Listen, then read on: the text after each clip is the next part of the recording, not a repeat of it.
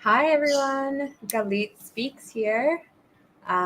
Today on the podcast, we are going to talk about something that's super important to me and a huge part of my life. And that is the fact that I am vegan. Now, I wasn't always vegan. I had like a funny conversation about this recently of like, were you always vegan? Like, are you 100% vegan? Which I'm not 100% sure what that means. But I am not a forever vegan, right? I am about vegan for almost 2 years now. And I had a very long journey to get to this point in my life. Um, a lot of it was based on misinformation, and also, honestly, I'm sad to say it was based on the opinions of others on whether I was vegan or not vegan. Before 2 years ago, I didn't know exactly how it would fit into my life. So let me share with you a little bit of my story and how I became vegan. So many years ago, I actually have a dairy allergy. So it's not lactose intolerance, because a lot of people think when I first say that, people are like, yeah, I'm lactose intolerant. No, I have a legit dairy allergy. I developed it later in life. So I grew up eating dairy. I grew up having the normal diet that everyone else has, like meat, cheese, vegetables, and everything in between, right? Fish. But I later in life, I developed a dairy allergy. A lot of it, I think, stems from when I had my spinal injury. I was on a lot of medications, a lot of things that completely ruined my gut. Right, it completely ruined the digestive process for me. And after surgery, I ended up having to start taking probiotics every single day to keep myself somewhat regular and have a healthy digestive system. Now that stopped working and I became lactose intolerant, but I was still able to take, the Lactaid pills or drink Lactaid milk or stuff like that, and able to process it. One day, I just stopped being able to tolerate that.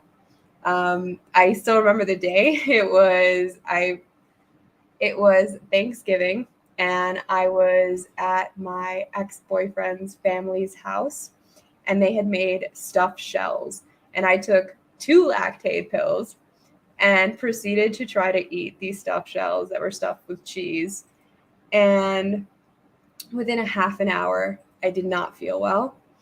um, Everything became like super inflamed, and I was like, we need to go now. I didn't even make it home. We had to stop on the side of the road for me to start puking. I puked as much as I could on the side of the road. This is horrible and like really gross, but I'm really open. I'm going to share everything. um, so I puked on the side of the road. I thought I was done, closed the door. I'm back in the car, right? We get all the way to my parking spot. I was living in New York at the time. I had my own parking spot. We park. and I immediately feel it coming on again. I sat in the grass next to my parking spot and puked there for 2 hours. 2 hours. Until everything was out of my system and I was able to go inside. After that, I spoke to my doctor. He ran some tests. He's like, your entire system is inflamed right now. What did you eat? Like what happened? And when I told him what had happened, and I was speaking with my ex-boyfriend there, and my ex-boyfriend was like, you're allergic to dairy. You must be. Like, it must be the dairy. That is the only thing that you ate different from what you normally eat, because I was generally pretty careful about not eating dairy because I knew I was lactose intolerant. Now, I refused to believe them, and I attempted dairy like one other time, and again, within 30 minutes, I was like sweating, not feeling well, started puking. And then it was a solid between him and my doctor. We were just like, that's it. I'm allergic to dairy. I cannot touch this stuff. I got completely inflamed. All my organs were not functioning properly after dairy. So that was the end of dairy for me. But I was definitely I still ate meat. Fish, I ate less because for me, I'm a scuba diver. And one of the things that I used to say all the time, like, there's a couple of factors that kind of go into this, but I always laugh that, like, for me, fish are friends, not food. I see them underwater. I'm in their environment. I have like these interactions with them, and I just didn't feel comfortable eating them anymore. The other thing is I have some hangups from when I was young. So I was a super chubby kid growing up. So a little bit about my story, and that I grew up in an abusive household. One of the ways that my father abused me were he force fed, and he used to make you eat things until you threw up, or until you wanted to throw up, and a lot of times you did throw up. And one of the things that happened was I was a chubby kid, and he decided he didn't want a chubby kid anymore. Even after I'm chubby because you're force feeding me food that I don't necessarily want to eat. But he put me on a diet where all I ate for, I would say, a good 6 months was tuna fish and salad. So thankfully, I didn't get an aversion to salad because, there was so many different flavors in there. But tuna fish, I developed like this strong distaste for fish, because that is a very fishy fish, right? A very fishy fish smell, a very fishy fish taste. And I really I didn't eat it. And actually, I worked in a sushi restaurant for like 5 years when I was in my from the time that I was 18 into my 20s. And that sushi I could actually tolerate because it didn't have that fish smell. But if I go into like the fish section of the supermarket, or if I smell like day old fish or something like that, like, I am totally put off by it. So fish was not really in my diet, but meats definitely were. Poultry and meats. Now, I started a health journey where I was very unhappy with my life. I was very depressed. I threw myself into work, and I gained a ton of weight, and I did not feel good in my body. I was working until midnight, sometimes 3 a.m, every single night. I wasn't really coming home because I did not like my life at home. I was with my ex at the time. He was an alcoholic, and we did not have, we did not have a good relationship. It was totally fine. Like, we just lived kind of as roommates, and I felt like I had nobody that I could talk to, because by the time I came home every day, he was totally drunk. So I decided, like, I can't live like this. I'm unhappy. And the first thing I started was this health journey. And I lost a lot of weight. I lost a total of 86 pounds. I gained some of it back over COVID and then with my heart condition. And I'm trying to get back to where I was. Also, at my skinniest, I was a little bit too skinny, I feel like, because I have a big Brazilian booty and breasts, and I lost my breasts, and I started to lose my butt, and I was like, no, no, no, no, no, we can't do this. Gotta like even out a little bit. But the way that I did that was to focus on protein, and I started, like, the only protein that I had was meat proteins, I thought. And during that entire process, like, I became like super meat eater, super chicken eater, super egg eater, and like not much of anything else. And yes, it allowed me to lose the weight, but it was not, let's say, sustainable. When I added carbs back in, I started to gain a little bit, which was okay for me because I wanted my butt back. I also worked out a ton. I did CrossFit with an amazing CrossFit gym called Crom. They unfortunately are not in New York anymore, but they did move and they opened up somewhere else. So to all of my Crommies, I love you guys. Thank you so much for being a part of that journey. Maybe I'll talk about it on a different episode. But what I want to talk about is the food journey. So everyone that I had surrounded myself with was really into eating meat, chicken, poultry, and I didn't really connect for myself where that was actually coming from. Right? You have this disconnect where you don't see the animal and you don't see how the animal is being hurt, and so you don't think about it. It's just like somewhere else in your mind. Like, you get a slab of meat, it looks nothing like the animal, and so you don't even process that this used to be alive. And I was so the next thing that happened, like the next big epiphany moment, was I watched Game Changers. And it's a documentary on Netflix. It's kind of like one of those, it's got a lot of amazing information. Some people say like the information is cherry picked, but like, it was huge eye-opening moment for me of like seeing all these athletes who were better vegan, right? They had more endurance. They were able to get all of the protein that they needed with an entirely plant-based diet. And that was like huge for me. I was like, what? This is possible. And so that was like the first thing. I watched Game Changers, and I still remember it. I watched Game Changers and I talked to my then boyfriend, now ex-boyfriend.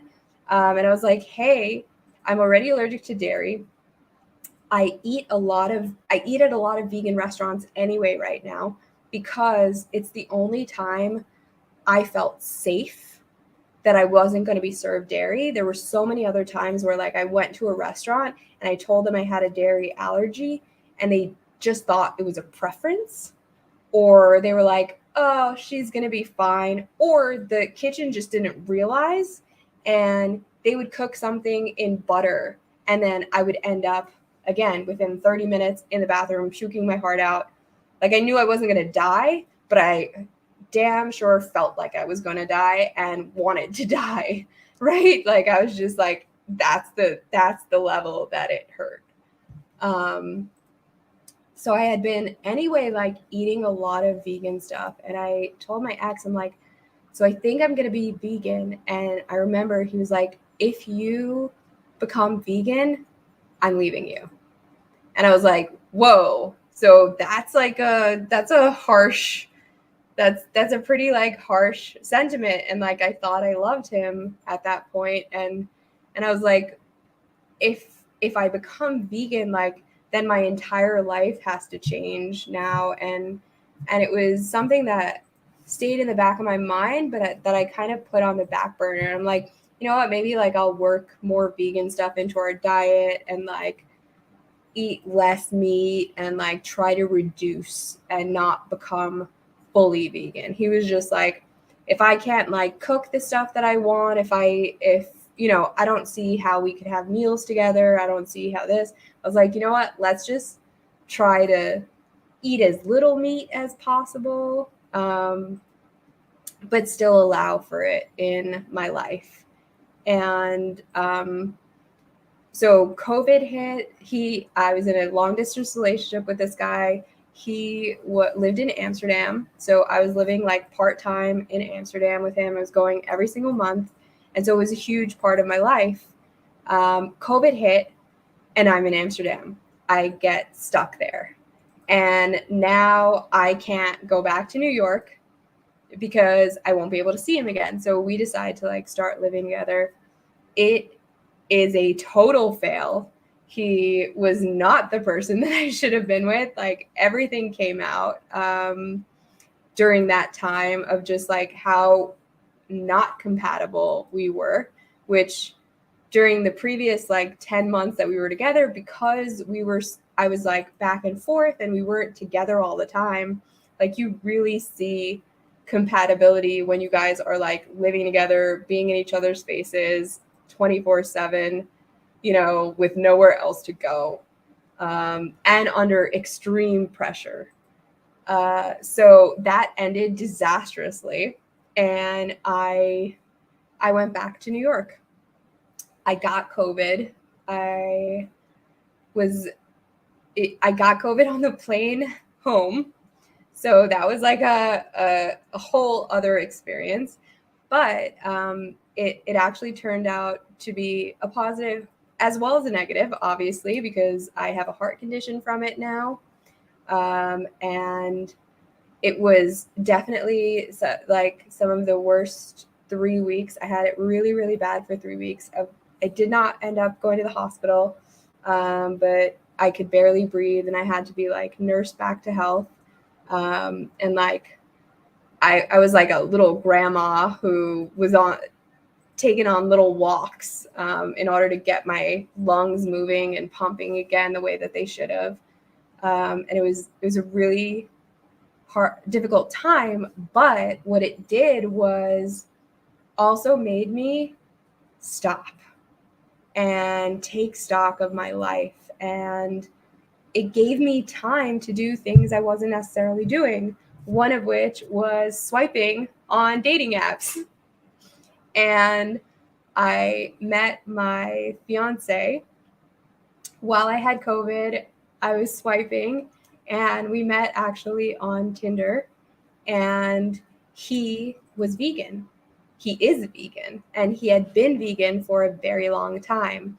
And once I started speaking to him, and so I'll tell you about that relationship on a different episode. It was a crazy romance, like coronamance, we call it. It was insane. We could not be in the same room for like 2-3 weeks. I wore like 4 masks and met him outside, and we had a date when I was on the balcony and he was on the ground. Like it was just insane times. But what he did was he introduced me to all of the amazing food that I could have as a vegan, and made me realize that as a vegan, I would not have to give up anything, right? They have imitation meats, they have imitation cheeses. I all of a sudden had like this full diet, whereas before becoming vegan, I felt like I was deprived. Like I couldn't have pizza, I couldn't have ice cream, I couldn't have like a million different things. And now all of a sudden I could have all of it, and it was all plant-based. And what he also did was showed me different things about the different industries, like the dairy industry and the meat industry, and like how animals are treated. And after seeing those things, I just couldn't, I could never go back, right? I couldn't in my good conscience, like, ever cause an animal to suffer because I needed to eat. Now, I'm not saying that if I get stranded on some remote island with no access to any type of food sources, that I'm not going to like hunt if I need to survive, right? That's a totally different situation. And anyone that lives in like remote Alaska and like that's what they do and they use the entire animal, like kudos to you. But I don't need to do that. I live in modern society where I have all of these things. And for me, no animal should have to suffer. No animal should have to die. No animal should have to be taken advantage of, raped, you know, for me to eat, right? Because essentially that is what is happening to our cows. That is what is happening to the chickens. They are being like artificially inseminated. They are living in tiny little cages. Even the free range ones that we talk about, free range just means they have a tiny area to be outside of a cage. Like, it does not mean that they are running happy in like a field. It doesn't mean that at all, unfortunately. It's just like a gimmick to make people feel like it's ethical for them to eat that animal. And it's just not. And you see the looks, like, there is no difference for me between the emotions of a dog, or a cat, or a cow, or a chicken, or a pig, right? They all have emotions. They all feel pain. They all um, understand and fear death, right? And so for me, from that moment that I met him, like, the last thing that I ate, I remember, was eggs. I had this carton of eggs because I was eating a shit ton of eggs at that point. I had this carton of eggs in my fridge, and I was like, I'm going to finish these eggs so that they don't go to waste. And then I'm vegan. And from that day that I finished that carton, I have been a vegan and I have not looked back once. And I just feel that now I live a life that is more aligned with my morals, that is more aligned with how I want to affect the world around me. It is more aligned with my beliefs.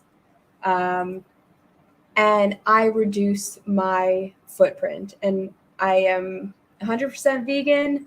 Like, there's vegans that'll tell you, that you have to be even more vegan than what I am. Like, I do what I can, and I think that everyone should do what they can.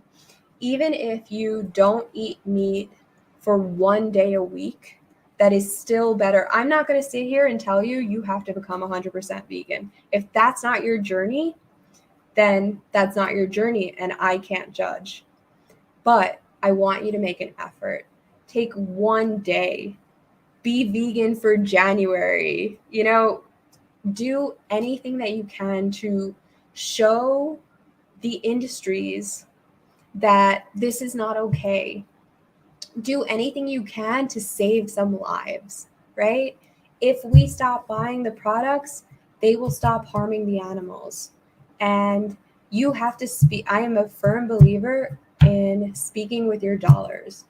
You pay the people that are doing right in the world. You pay the people that are changing our lives for the better. You pay the people, like, for the dairy industry, the farming industry ruins the environment, right? They put so much chemicals in the environment. They put so much chemicals into our food, right? And if we just stop using them, they won't be able to do that. And we will have a better environment. We will have a better future. We will have more land and oxygen and clean water for everyone, right?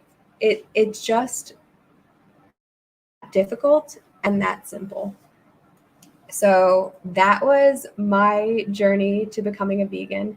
I would love to hear what your journey is. If you've tried, if you don't eat meat on certain days of the week. If you try to reduce, there's a couple of documentaries that I'm going to talk about in different episodes about like the ocean and like fishing and how that works, and I will go into more specifics about like the different industries and how that affects our environment.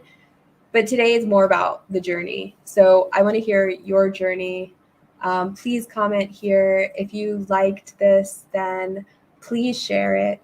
Comment either I am Galit Sadiq. My podcast is Galit Speaks. It is live on YouTube, so you can like and subscribe this on YouTube. Please comment there. It's also Galit Speaks on Facebook. You can comment, like it there. Please share it with everyone you know, anyone who'd be interested, anyone you don't know. And it's also Galit Speaks on Instagram. So I am looking forward to hearing from all of you. Super excited to talk to you about my journey and to keep going with this. Have a great day, everyone. Bye.